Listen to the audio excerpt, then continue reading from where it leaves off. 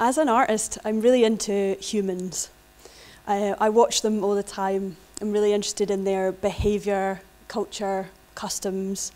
I've noticed that even within my group of friends, ritual behaviour has grown up, and they've learned how to throw a really good party. So I've made artwork about this. This is Being Another. It's a ritual where costumes and masks are worn and rhythmical movements are taken by the whole group. And it creates a kind of group ecstasy, and that strengthens the bonds between everybody so that they can be there for each other in rough times as well. There is no continuous identity that is you or that is me. There's only change. And so in this ritual, the masks allow the individuals to put aside their daily identities. And then the morning after, they can kind of put themselves together in a nice, clean, simple way. The men are known to need a dose of gaze, to have their time in the beam and to be desired and admired. And so they get a chance to do this in the rite of peacockery. A lot of these rituals come from play. That's where the ideas for my work often come from, working with models in the studio, telling stories and trying things out. And in this case, we made the phalluses from cardboard tubes and pairs of tights. And the shoes come from New Look, which is a really good place for large sizes. This is a much more subtle ritual for the mind sick.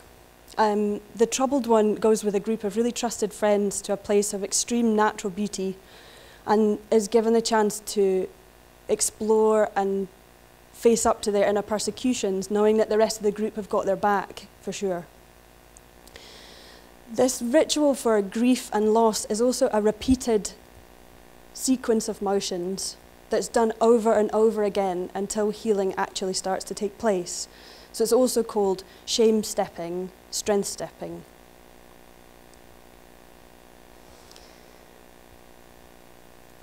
These are Sheelana gigs. These are real architectural features that you find on churches all over Europe, especially in Ireland for some reason.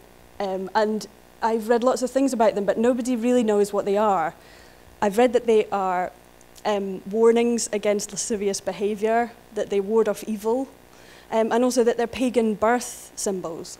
And so this is the work of birthing, a ritual where the woman who's labouring to birth her baby is in the centre, and the dancers who surround her are all Sheelana gigs. And they're celebrating the opening of the woman's body and the transition from inside to outside. The women also gather for this ritual, which is known as flat-foot fronting. And the elements of femininity are completely cast aside during this ritual to allow something more witchy and joyous to take place. Who's going to oversee all the rituals?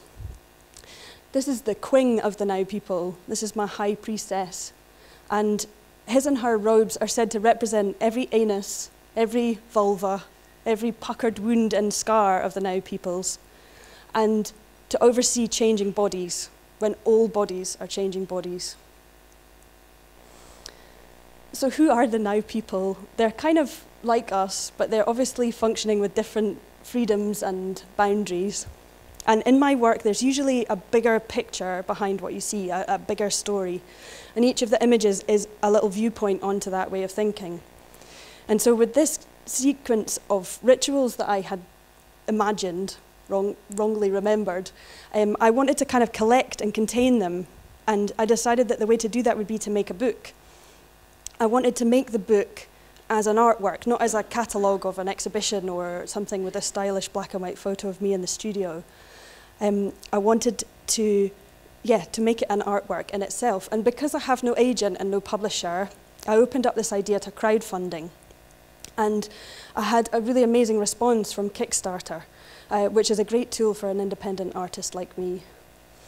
And it felt really human, really kind of genuine. I had really personal contact with a lot of the people who supported the project. Felt like they bought into my work, and then I was able to make it and then gift parts of it back to them.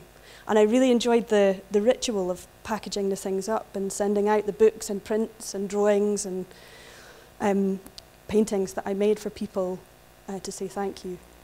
This is Mike, who brought in even more. He wanted to be part of the work, and he came all the way from Manchester to spend a day in my studio, and we kind of told stories and played the way that I do to draw material out of him, and he became some of the new watercolours.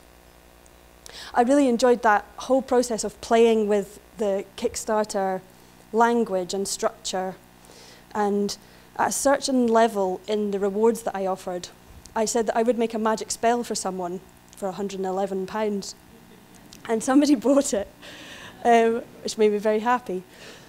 It turned out to be a lovely man for whom the number 111 is very auspicious, and he owns this tiny little house up north of Peterhead.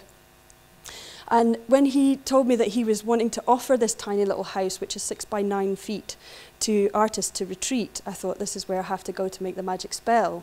And I had said really clearly that I wasn't a real shaman, but I would take it seriously. And so I did. I went to the little house, and I went for 2 nights on my own, and I fasted, and I kind of crawled about in the woods and collected things and rearranged it until I'd made this magic spell. And yeah, he calls me the plastic shaman. The experience really stayed with me. So this is a painting that I've got going on in the studio right now. This is in progress, and there's the little character kind of appearing. It felt like the whole experience was really tied together beautifully, and the fact that I treated the funding and the production of the book as part of my artistic practice made it more meaningful, and every connection that I made was more than just a simple transaction. Thank you very much.